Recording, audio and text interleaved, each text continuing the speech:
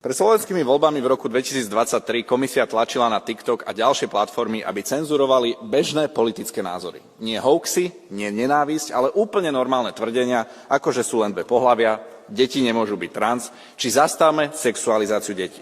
Napriek tomu, že TikTok sám tieto príspevky v interných dokumentoch vyhodnotil ako bežné pre slovenskú politickú diskusiu, pod hrozbou obrovských pokút zo strany komisie spomínané príspevky nakoniec vymazal.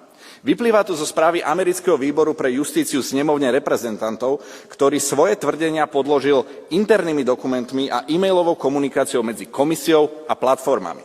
Keď som s tým komisiu konfrontoval, tieto obvinenia odmietla ako nepodložené. Potom je však veľmi zvláštne, že na tieto nepodložené obvinenia nereagovala žiadnou diplomatickou notou Kongresu USA.